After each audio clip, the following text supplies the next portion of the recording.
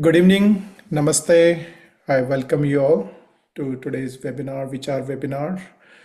VICHAR webinar is an initiative of FIAV, Federation of Indian Associations of Victoria. My name is Surya Soni. I'm former president and current trustee of FIAV and AICCT.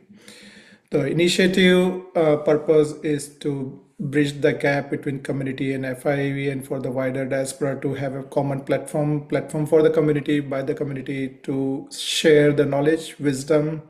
Everyone, we believe, has got some specific skill or knowledge to share with the wider community. We have learned hard way. We want to share that hard learned knowledge with the wider community in easy to access, either in a live webinar like this or those who are watching it on YouTube recording. Please make sure you like and subscribe so that this knowledge and this information, this webinar series spreads to the wider community. I also share these postings on LinkedIn and Facebook. Please definitely like and subscribe and share in your groups as well, so that we can bring more audience. We can share this knowledge, which is very useful for the wider community. We are just 1 week before big festival time for the Indian diaspora, so I greet everybody Shubh Deepavali well in advance. Enjoy the festival time. Have a good family bonding, get-togethers. Have a safe celebration times. And with that note, we welcome our speaker tonight, Karthik ji. Welcome. And Karthik ji has been very kind to join this webinar straight from another presentation he made just an hour ago, and he rushed all the way from there to straight to this commitment he has made to share this very critical information on fire safety and the volunteer work Karthik do. And with that note, welcome Karthik once again. I'll request you to start with your introduction to the wider audience. Over to you, Karthik. Sure. Thanks, Suriji. Namaste, everyone. Hello. My name is Karthik. I'm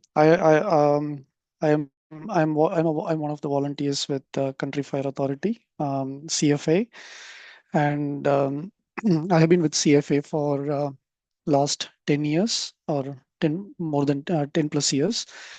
I have handled I worked on different roles previously as a communications officer, currently a deputy communication officer for the whole district. Plus, I am a fourth lieutenant as well for our fire brigade. Apart from that, just a brief introduction. I am also a first responder with Good Sam, as well as State Emergency Service, and also a Justice of Peace. That is just a brief intro, and I work in IT, like many of others. I'm a IT architect with one of the IT services organization, and from a family perspective, yeah, here living with my wife and two kids. They are like 12 and 7. That's a brief intro about myself. And as part of this talk, I'll try to cover whatever that is I could possibly cover about the home fire safety, as well as a bit on like considering the Diwali festival that is coming up, what we can do to prevent any accidents or incidents at our home. That's what we are trying to achieve here.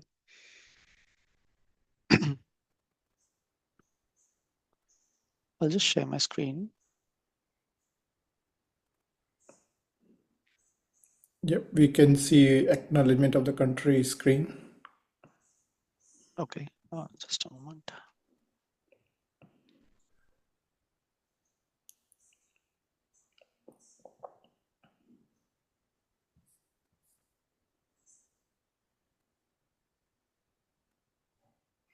Okay, it's fine. Is it fully visible now, the entire screen?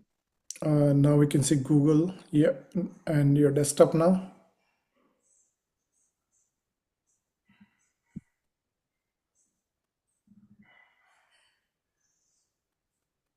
I think you need to share the entire screen, not the window. Yeah. You can stop sharing and share it again.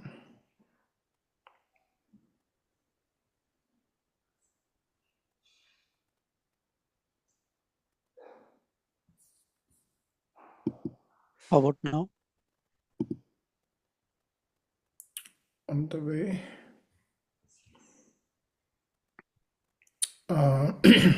Yeah, We can see your, yeah, you're double clicking on the acknowledgement of country screen. Okay. I'll just start with a quick acknowledgement of the country. I would like to begin by acknowledging the traditional custodians of the land on which we meet today and pay my respects to their elders, past, present, and emerging. And I extend that respect to the Aboriginal and Torres Strait Islanders people here today. So, what we will do is, as part of today's presentation, we'll talk about more around preventing fires inside the home, how we can detect like the smoke alarms that we have in our home, and if at all, if there is anything wrong happens from a fire perspective, what options that we have to escape or get out of it in a quicker way.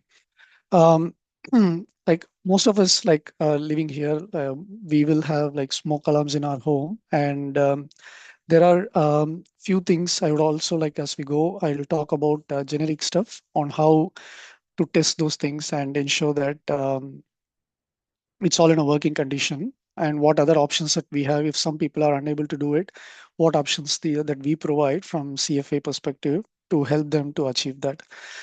This is just like a small interactive thing. Like there are four questions that I have in this slide. I would like to like just take a note of it, or if someone knows the answer, they can yeah mention that as well. Can anyone guess like how hot fire inside a home or inside a structure will be of? Maybe highest 800. Yeah, spot on. Yeah, it goes 800 degrees and sometimes it goes more than that as well. And any guess on how many fires occurs inside houses each year?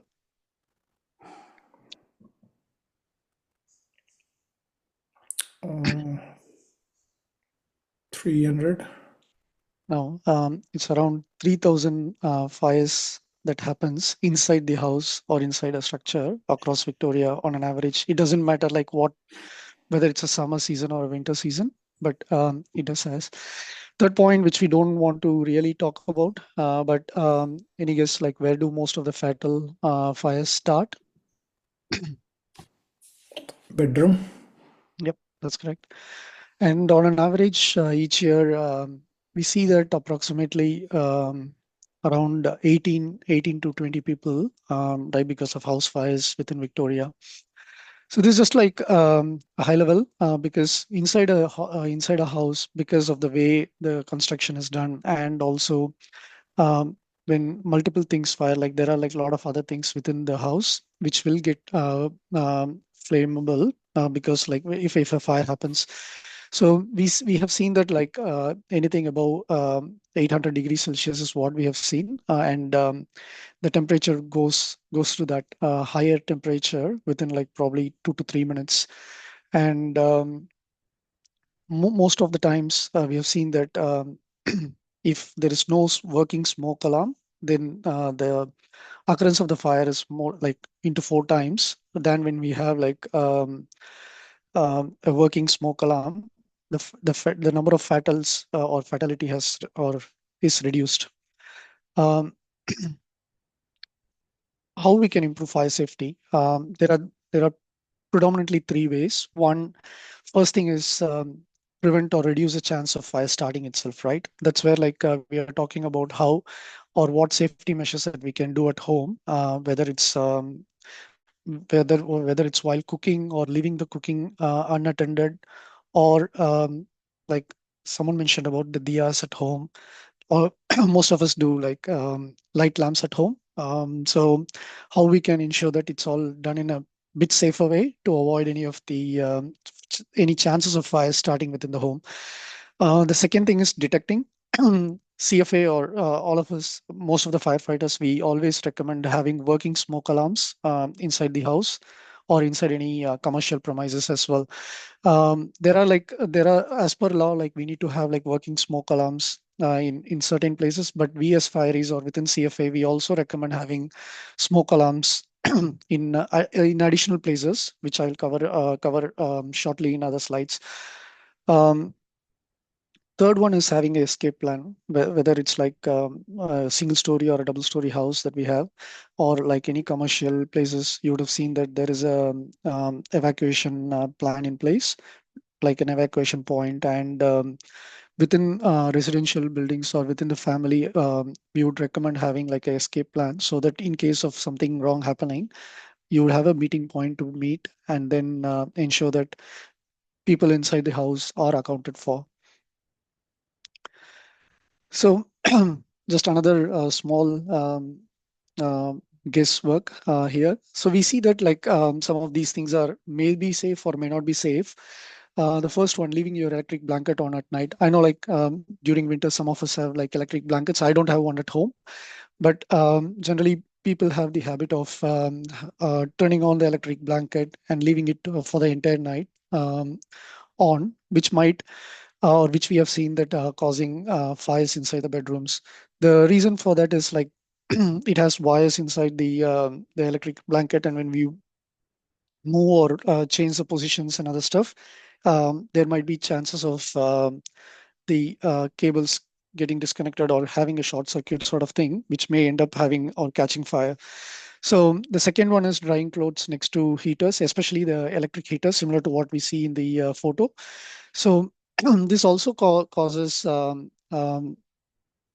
things to get or catch fire in case of any issues. So that includes um, keeping any cloths nearby to that within a certain distance, and also having like any within a certain amount of distance, having that will cause like fires to catch as well. So we generally recommend not to keep anything within within a meter, but again, I would also suggest not to use the heaters as a mechanism to heat anything from a clothes perspective. Third one is blowing out candle before going to bed. Um, as long as you're yeah, there are occasions where we keep the lamp lit for the entire night, like during, I believe, during some festivals we do that, or some of the communities they do that. So as long as you're doing it in a safer way, there should not be any issues, ensuring that there is no like open doors or any wind that is causing the candle to go and get caught fire with any nearby clothes or screens or anything like that. That would be a good option to do. Open fireplace. Again, when people do a lot of religious havans and other stuff as well. So as long as and there'll be open fires lit like during any other things on the open area. Generally, on a high windy day or a total fire ban day, we generally suggest not to have like open fire or fire in an open place. But also any other things that you're doing, as long as it's done like with a covering or like a screen surrounding it, to ensure that if there is any wind or anything, there are no um, the logs are not getting rolled over, or the spot fires are not happening because of the wind that is associated with it. Um, Next one, charging the laptops. Like some people do have an option, like do have the habit of putting the laptop on charge overnight, and we also have some people have the habit of charging their phones by keeping it on the bed while sleeping or under the pillow and other things. Some of these equipments are like, for example, the laptop has a very small hole on the bottom for the fan to run or like the ventilation to happen. So these things will get get heated up quickly, and it always gets um, gets into fire in an easier way. So it's always recommended to use the laptop on top of a hard surface, like a normal table or like pad or whatever it is, not keeping them under the pillow or on the bed, or keeping under or your mobiles under the pillow and then charging them. So those are some of the things that we suggest in order to have like a bit more fire safe within the home. Next, smoke alarms. I'm sure like everyone has a smoke alarm in the house. Mostly, when there is a fire, smoke alarms are the first option for us to detect that fire and inform us or tell us whether it's in case of like commercial premises. We do get the fire alarms integrated, which means like if there is something happening or if there is any smoke or anything inside the building, we get CFA or FRV, Fire Rescue Victoria, gets paged to it via 000. But at home, to notify the residents, smoke alarms are the first and foremost option for us. Um, like in case of a kitchen fire or anything happening in the kitchen, obviously the smoke gets generated and then it automatically makes a smoke alarm make a loud noise. And using that, like it'll be easy for us to identify if there is a fire. But on the safety or detecting perspective, what we suggest is testing the smoke alarms on a regular basis. That's what we suggest. Um, we suggest to test the smoke alarm at least once a year, or like during when you change the clocks. We also run a campaign called change your test your smoke alarm and change your clock. So every 6 months or every 1 year you can test the smoke alarms. It is nothing but as shown in the photo. You can use a small broom or a stick, and most of the smoke alarms has a button on the middle. You can just press that for 5 seconds and ensure that it makes a loud noise to ensure that it's all tested. um, and in some smoke alarms, instead of the middle button, it would be on the side of the smoke alarm. Some of the older ones I'm talking about, not the new ones.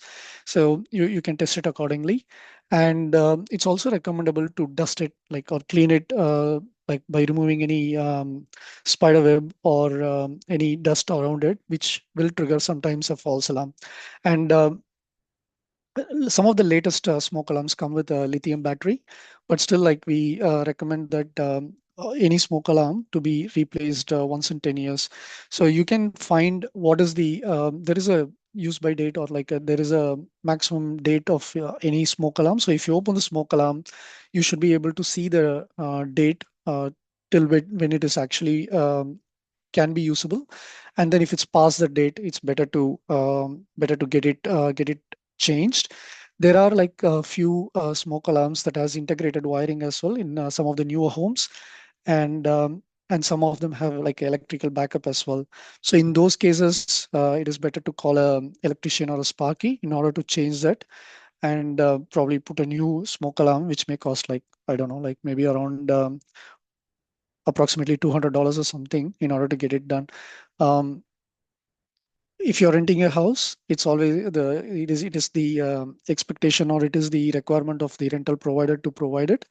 And yeah, you can contact the rental agency in order to have it replaced on a regular basis. um, there are there are like some programs that CFA runs on or depending on the area in which area that you reside. um, if there are cases wherein if you don't have someone who can help changing the smoke alarms, or someone cannot afford to do a change of smoke alarms, CFA does help come and do it free of cost as well. But again, it depends on the area, and some brigades do it on a regular basis, and some brigades do it on once in a year or something like that. Can I ask a few questions around smoke Yeah, alarms yeah, sure. before you play the video? Is there's one question in the chat as well, that do we need to test electric wired smoke alarms as well? Yes, any smoke alarm has to be tested on a regular basis. Only thing, if it's a wired or an integrated one, generally when you press one of them, when one of them goes off, all the other smoke alarms also will go off automatically, because it's all integrated and connected together. But still, what I would recommend is, once you test that, test the other one as well, to ensure that everything is working as expected. There are also other options, wherein if you go to Bunnings, there is a small spray that is available, which you can spray. You won't be able to see the smoke or like anything in clear eyes, but it will simulate a smoke sort of thing internally for the smoke alarm to detect and ensure that it's working, or in the working order.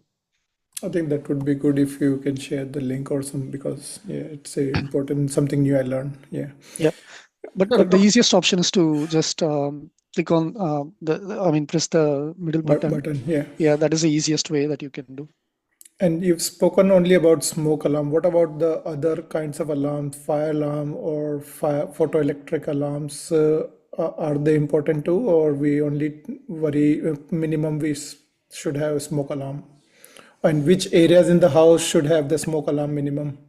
Oh yeah, so generally, as per law, you should have at least in one in the living area, lounge, and on the entrance of the bedrooms.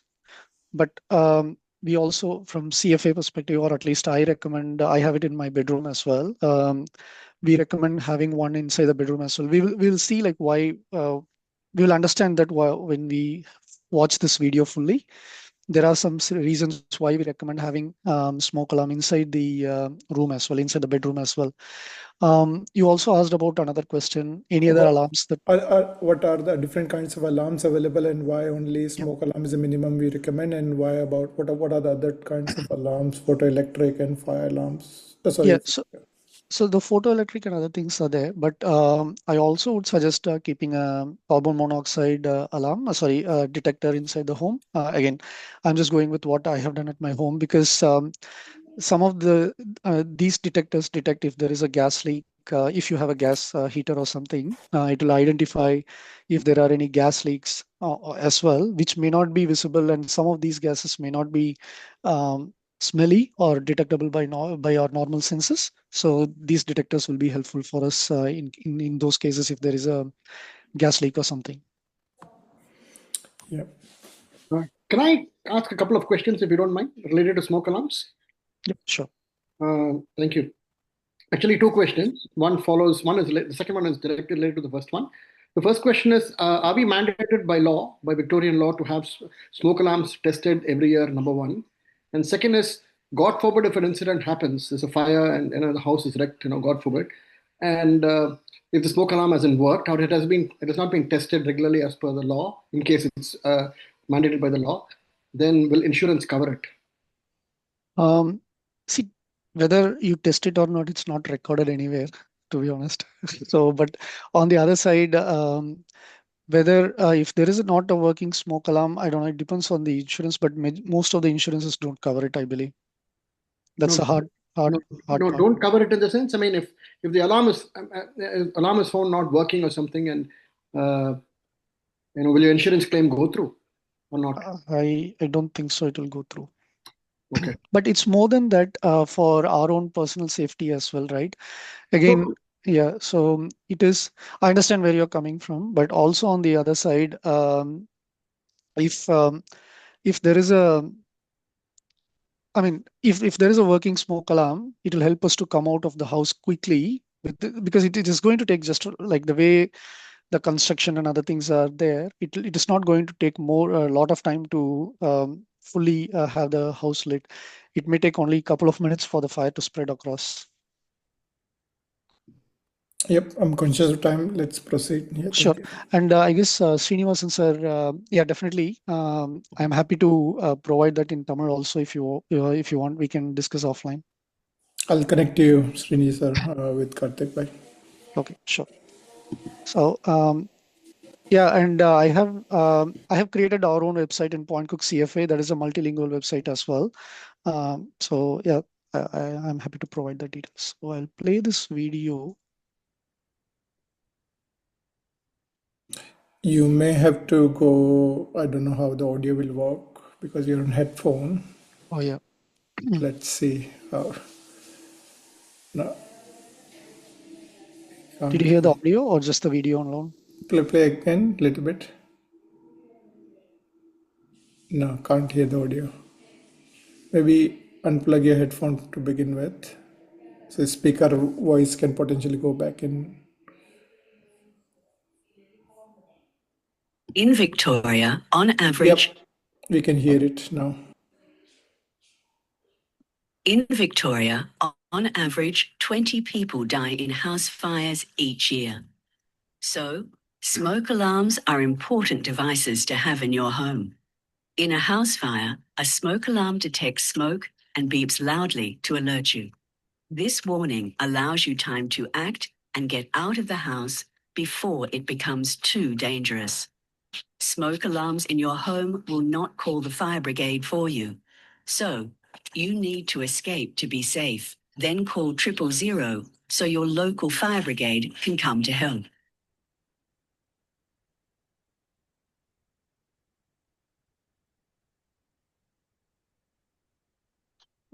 You and your loved ones may be seriously burned, injured, or die in a fire if you don't have smoke alarms in your home, if they're not installed in the right locations, or if the batteries have been removed. Smoke alarms are made to alert you before the air becomes too toxic for you to escape. Toxins in the smoke irritate the eyes, nose, and throat. These toxins also stop oxygen from being absorbed in your lungs. You will find it hard to breathe and see. You will not be able to think clearly, so you will make bad decisions and may not be able to escape in time. Fires can spread to other rooms within 2 to 3 minutes, but a fire may burn for some time before a smoke alarm beeps, so you will have even less time to escape. Working smoke alarms in the right locations allow you more time to escape. You are at highest risk from fire when you are sleeping. Many people think they will wake up when there is a fire, but they are wrong. Most people who die in fires are found on or next to their bed. During sleep, you lose your sense of smell, so smoke won't wake you up. Carbon monoxide in the smoke, also known as the silent killer, will put you into a deeper sleep. Smoke will kill you before the flames do. Some people think the smoke alarm outside their bedroom is enough to alert them to fire. Research has shown that if a fire starts in a bedroom and the door is closed, the smoke alarm outside the bedroom will not activate until the fire burns through the door. By then, the bedroom will be full of smoke and it will be too late. Smoke may not wake you, but a working smoke alarm in your bedroom will.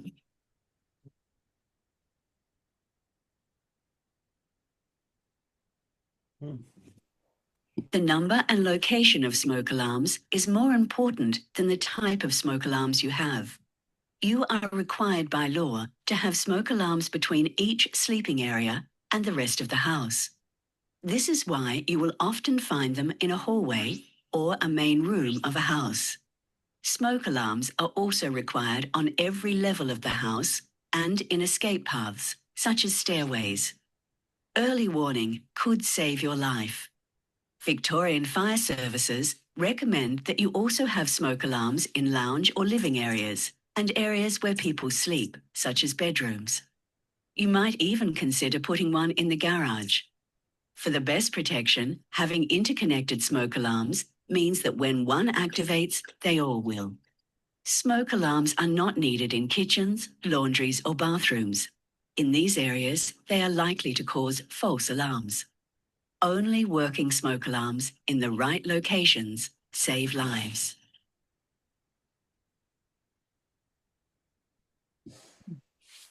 Yep, very important. Can I just add one point here, Karthik? Sure. When I came as an international student 20 years ago, in first month itself, when I was cooking, we were making aloo paratha for the first time. We kept the kitchen door open and it triggered fire alarm. It was interconnected and the university accommodation and all. We all ended up with $400 fine each. Luckily, because this was first false alarm mistake or something, we were waived off. But we did not knew that in kitchen there's only fire alarm, and you need, if you keep the door closed of the kitchen, you will not trigger the smoke alarm in the living area. That was very hard learn information, but this video also highlighted that it's not required a smoke alarm kitchen and bathroom and all. So you learned it in the expensive way. Yeah. Absolutely. Yeah. No, that is true. So, and like yeah, if you see in the video, right, like it takes only like a couple of minutes for the fire to become like fully alight, right? So that's the reason mainly the bedrooms is also one of the primary things we suggest that it will be good to have one more smoke alarm inside. And in the video, they did touch upon the carbon monoxide part, which I was referring earlier, right? Because though some of them, like when we are in deep sleep, we may not be able to see anything at all or like smell anything. So when we have some of these detectors, it'll help us to identify it in a bit more faster way, and that will help us to come out of the home in case if there is something in a easy bit more faster. In Victoria, Sorry for that. Yeah. Can So can I ask one more question? Sorry, and if possibly covering in this slide as well, is that sometimes when we're doing puja or something, we intentionally, because of a lot of people around with water bucket, everything around us, we want to turn it off. What is the best thing or best way to turn it off in a safe way?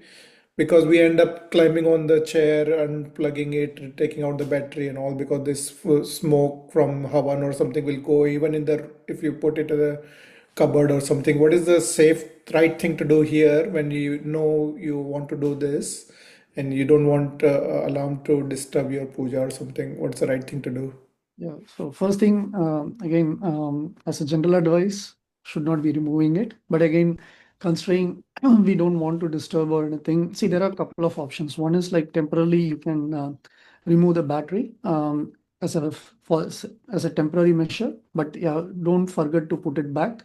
And yeah, if you're removing it, if you're unable to do it, ask someone else who can remove it in a in a proper way. When I say proper way, using like a ladder or something like that to make it as safe as possible, rather than like using a swivel chair or something like that, which may cause you some harm or something like that. So that is what I would say. And also there are other measures, like you can tie it with a small wet cloth that might help you reduce it, but it won't stop happening, because like when we do some puja, if it's a big oven or something like that, then it's going to cause heat inside the house and then automatically trigger the smoke alarm. But again, um, it's not all of them are like it is not going to notify anyone else apart from your own thing. As mentioned in the video as well, the residential home alarms, I'm talking about any of the standard houses that we live in, not the apartment ones. The normal homes are not directly connected to any fire brigade or the 000 call center or the um, monitoring centers, unless you have a back to base monitoring available with any of the security providers. They do like monitor some of these alarms, but otherwise it's not integrated. It's for your own safety and for you to know if there is something happens within the home. Yep, thank you. um yeah, so from the video, based on the video, we understood that how many we need. Again, definitely one in the living, one in the lounge area, and definitely on the entrance of the rooms. But in addition to that, inside the rooms also would be a better option. And in case of a double-story house, it's good to have one in the staircase, because that is your first escape path if something happens on the first floor, or like or on the in case of a double-story house. Also, the second thing is like if there are like a lot of items spread around, it will be very difficult to escape from the house. It will be like trip hazards and other things, as we see in that video, as we saw in the video. So trying to have those paths clear would be one of the good options to follow. Then we also read about how or where it should be located, and how many times we have to replace it, and other things like replacing the smoke alarm every 10 years is a good thing, or it's the best practice to do. And in case of a rental property, then you can contact your real estate agent to do it. And if someone is living in a old age home or like retirement village, then by law they will have, when they allocate or provide a um, one small house, they will install the um, smoke alarm, and also they are expected to provide, or most of the retirement villages, where what I know of or where I have been, they do provide from the center management for each and every resident. They provide a fire extinguisher and a fire blanket as well. So, like there is one question here: what if I don't want one? Like no, there is no option. Like by law, we all should have like a smoke alarm working, and yeah, like probably like going back to Suri's question, like try to see a natural ventilation is possible if we carry out a havan or a puja as much as possible. One closely related question, many people like to put incense stick thing in the house, and that may also potentially trigger. Yes, it will. It will, yeah. Yeah, it will. So yeah, we do have the habit of, I do have the habit of doing that as well. And sometimes it generates the alarm. So I can temporarily shut it off as well. For I believe like when I shut it off temporarily by pressing it's one of the latest smoke alarms. So when I disable it, it will disable temporarily for like around 5 minutes or something. So yeah, that is one of Okay. the options you can do rather than removing the battery itself. And in many of the community halls or town halls, when we do diya lighting ceremony or something, are they safe? Because in many events I've seen it is okay. What are the parameters, limits where you can do diya ceremony thing, lighting the lamp ceremony in big community halls? See, in the big community halls, like lighting normal diya or candles and all should not be generating alarm immediately unless it generates a lot of smoke and other things. It should not generate a alarm. So they have smoke alarm as well, or the fire alarm only in community halls? We have smoke alarms actually in 99% of all the commercial premises. Okay, thank you. And some of them have like a sprinkler system also attached. Some things will automatically kick off if the alarm is not addressed within a certain point in time as well, or if there is a fire that is detected. Yep, thank you. And also, we did talk about the fire extinguisher or a fire blanket. They are pretty easy to use. I would suggest like having at least one fire extinguisher for the general purpose fire extinguisher and a fire blanket in every home. The reason for that is like yeah, obviously like you will call the fire brigade or like 000 in order for the fire brigade to come, no doubt about it. But it's always handy to have something available in your place. Some of them, the dry powder ones, it creates a mist when you use it within like 1 minute. Like it creates a mist around the house to put off some fire. But the damage is not that much when compared to a damage that happens in case of a fire. So it's always a good practice to have something in your home. It costs like what, $40 or something, and it's easy to use. Yeah, I can show if you want, but that's itself is a separate session. But you can just pull the pin and then just check it out if it's working properly or not, and then show in case of where the fire is. That's it. Or like uh, do the extinguishment towards the fire. Pretty much that's it. It's very easy to use, and for some of the small kitchen fires, the blanket would be very handy. Again, remove the blanket and then just put it on top of the kitchen stove or something in a safer way. And then anyway, you can call the 000 and the fire brigade will come, or a fire rescue Victoria will come, and then they will do whatever it is required in order to see whether it is all safe, and then yeah, do any other additional stuff they need to do. If I can ask one critical question, if you don't mind, is that when calling a fire brigade, does it cost residents? No, But in commercial, in offices and all, if you that thing a false alarm, it costs $1,800 something, isn't it? yeah. So what are the rules around cost? Cost, it depends on area and the number of appliances that is turning out. Generally, minimum 2 appliances turn out or 3 appliances turn out for any alarm in case of a commercial premises. And cost varies again, depends on a lot of other permutations and combinations. But for residents, there is no charge. It's No charge. Okay, good to know. So that people can confidently call if there is a fire, not to worry about cost and other things. Yeah. okay. Yeah, that's right. And also, like it's always good to have like a home fire escape plan, as I was saying earlier. That will tell, like, for example, in case of a fire, like you might have like 4 or 5 people inside the house. You have a meeting point, like we have an evacuation plan in case of any commercial buildings. You have a meeting point. Generally, the meeting point would be the letterbox in the front of the house, where when the fire brigade or firefighters respond, that is the initial place where we look for people, whether they are there or not, or account for. And then also you might have pets at home. It's always I've seen, like in some cases, the I have a pet at home, and we have like a small pet name and other things and all. Obviously, we have to ensure that the pets are also um, taken with us, but also our life and the pet's life both are important. So we should ensure that that is taken care.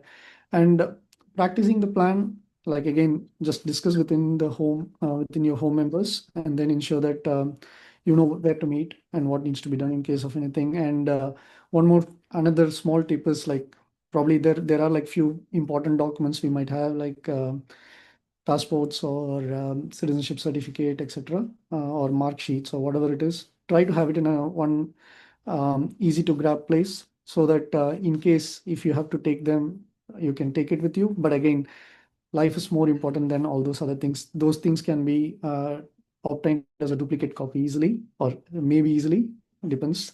But again, nothing else is important. And always ensure that you have a working smoke alarm in your house, in your home. There's one question in the chat that domestic and commercial insurance should cover the fire risk, is it?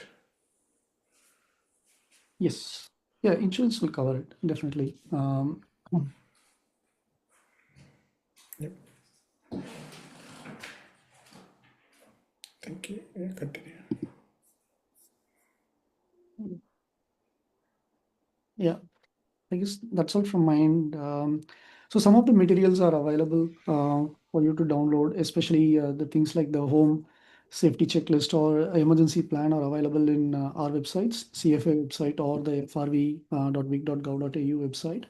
And definitely have that handy, which you can use in case of any emergencies.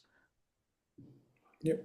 Thank you. Can you now please talk about how did you get into CFA and what is the pathway? If anybody's interested, what are the benefits? What are the experiences or challenges, compliance requirement, and all?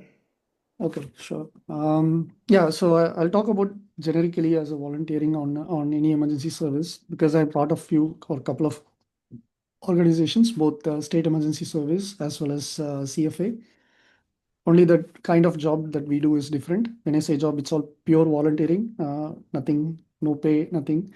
So CFA or SES, the option to get in is go to the website ses.vic.gov.au or cfa.vic.gov.au, and then there is an option called join us or volunteer. Select that, and then it will take you to the expression of interest page. Depending on which unit or like which area you belong to, if you put in the postcode, then it will take you to the nearest brigade, or it will send the expression of interest to the respective unit or respective team. Compliance requirements, there is nothing. It's just the commitment requirements rather than the compliance requirements. So commitment is the only thing, and the eagerness to learn or contribute. That's all. So those are the things. How I joined the CFA. Yeah, I want to do something for the community. I started. I guess when I applied initially, it was just for an admin role, but then they told there's no admin roles. Anyone can do it. Do you want to become a firefighter? And then I don't know if someone would have seen me. I'm like bit lean as well. So I told, like, if you can manage with my physical thing, then I'm okay. So that's the way I started with CFA, and it's been like now around 10 plus years with CFA with Point Cook Fire Brigade. Yeah, so good and bad. Yeah, I have been to few campaign fires. When I say campaign fires, we call, like, during the summer season any big fires as a campaign fire. There are a lot of learnings that I have had during that time, especially when I went to New South Wales and Victoria fires during 2019 and 2020. Yeah, few fires or few strike teams. I guess I went for around 3 or 4 strike teams. So most of them are like 4 to 5 days per strike team. So approximately 15 to 20 days away from home or away from family. So that's one of the that would be one of the key things from a commitment perspective. There will be challenges around that. You might be away from home for sometimes, not all times, but yeah, if there is a requirement, then you might be getting deployed to some other location on a temporary basis. So those will be yeah. And as a emergency service worker, do you get some support from the work as well? Yeah, sometimes. Yeah, sometimes. Otherwise, I take annual leave and then go. Yeah, Yep. that's yeah. So we do get, like, as per law, they give 1 or 2 days, depends on which company it is, 1 or 2 days of volunteering leave. But sometimes I take annual leave and then go. So nice, so kind. Yeah. So that's the same case with the SCS also. The only thing is the kind of jobs that we respond is slightly different when it comes to CFA. CFA is more of fire and other emergencies, but SCS is more around flood storm response or earthquake or tsunami or whatever it is that you call it as from a natural disaster perspective. We do respond to that. I've seen the CFA has put their fire truck in many festivals in the parks and all for kids to walk in and all. Are there opportunities what are to walk into the fire that Station. CFA station as well at times for kids to get motivated, inspired, or for yourself as a adult, you have your hidden childhood and you want to explore and see what are the best way to approach a fire station and do the personal tour or something there. Yeah, so some as like most of us are all of us are volunteers from CFA perspective. So not everyone is available in the station. So sometimes you may not be able to directly walk in and then have a tour unless you inform someone. But most of the brigades or most of the brigades or SCS units, we do have like a maintenance or like a training once a week, and we call it a Sunday roster, like a maintenance that happens on a Sunday morning. So if you're across or going around that area where a CFA brigade is there, you can go and have a look at them. But the other very good options are like open days. Majority of the CFAs they have open days, especially during the summer. So in the last 2 weeks, majority of the brigades had fire ready week, fire ready campaign week, wherein they all opened their fire stations for tour and then having like a community chat and other things. But in other cases, we do attend like some of the community events. So whether it can be a local Diwali event or it can be any of the other community events for, and we do give a tour of our fire truck and have give the opportunity to the public to just have a look at the fire truck, and for sometimes the kids can climb up and then have a look onto it as well. Yeah, I just want to share one more thing with your guidance for the guidance on that one is on total fire ban days. And if there's some special puja or special house warming or something, some critical things which you cannot avoid and you need to do those fire ceremonies at home, I've taken formal written permission from the nearest fire brigade or fire station. That is something as an option and as exception is available so that if your neighbors complain about you, you have a permission, pre-approved permission on total fire bans. So is that a real thing to have a Yeah, approval even on total fire ban days? yeah, it's good. It's good to have that because, like, again, depends on like where you are. There might be some neighbors who might get panic and then call 000. So, and in case of any plant, we call it as plant burns or like any registered burns. So, for example, if there is a big puja, or, when we had something at Rock Bank Temple as well as at the Basewater Temple, we did those things, wherein registered that via the uh, planned fire burn call helpline. There is a helpline available, and now it's fully made online as well or digital as well. We can go to the FRV website or CFA website and then submit a request for that. And if you provide all the details, what kind of materials that you're going to use, and all those things, they will assess and then provide you a permit or an approval as well.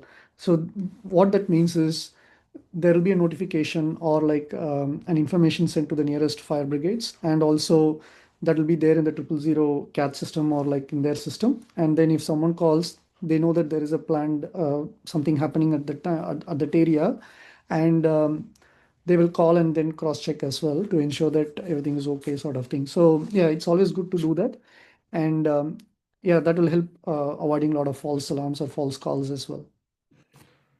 Welcome, Venkatanna. And one more question, Karthik Bhai, is that when I used to live in a group of units and they have their own body corporate and their committee, and in that group of unit it's all single floor, independent units just in a block of land, and I wanted to do a Havan at that residence rental place I used to live, but I had to ask for permission from that body corporate group of people, and they denied me permission to do that Havan. So, in such scenarios, are we able to get a permission directly from CFA, or it body corporate will override that rule? I guess the body corporate will override that rule, Suriji, Okay, because that might be just that might be just specific for their own compound or like their own community. So yeah, that will override actually. that will override. Okay, so you can't get an blanket exemption. Yeah, That's yeah, yeah. that makes sense. Yeah. Also, a couple of more apart from couple of more things apart from what we talked about having like a fire extinguisher, fire blanket, smoke alarms, and all. Now, like considering Diwali also, like I know like some people do this Karthikai Deepam as well, wherein we light lamps and then keep across the house. So uh, keep it as safe as possible, not near to any curtains or screens or anything, so that it'll be safe as possible. And I know like some of us during Diwali time put the lights across the house, ensure that it's all properly done by qualified person as much as possible, so that if there is a full electric one rather than a solar one, it's all done in a proper way to avoid any electrical shocks or any other wrong things, just to be on a safer side. Yep, good point. Any questions from the audience? We are towards wrapping up, closing time. Yep. Yes, I am on the Dunnings Road fire station. That's correct. Yep, thank you. And so, Hello. Soniji, namaskar. I'm sorry for the late joining. I was driving actually. that's okay. Thank you for joining and Hello. supporting. And you must be knowing Karthik Bhai, you live in the same area. Yeah, I'm Venkatana Nukala, multicultural community leader, Australia. I'm representing Telangana and Telugu community in Australia for last 32 years. And New Zealand as well, sorry. Thank you. Nice, thank you. So, yeah, I think this was important session. Karthik Bhai, you have made the time to come straight from another presentation you made in person. I'm sure you would not have had your dinner yet. We holded you back, but your commitment is commendable for the community. This was very critical information we wanted to share with the diaspora just before the festival time, just to be safe. And highly appreciate your time. Those who are watching it on YouTube, please like and subscribe and share with the community. Bring more speakers in coming weeks, and highly appreciate Karthik Bhai if you want to cover any other topics in detail in future webinars as well. And I would like to wish everyone Shubh Deepavali for next week, and have a good festive time. Enjoy, be safe, and share the joy with everyone. Any closing comments, Karthik Bhai, before we wrap up? Oh, thanks, Suriji, for giving me the opportunity to talk about an important topic, and I believe from a timing perspective also it's good, especially Diwali plus other festivals, Christmas, everything coming together. So it's good to have that view. And anytime if there is any information how to join the service, or like any other suggestions or any other information required, please feel free to reach out to me. I'll be happy to help anytime.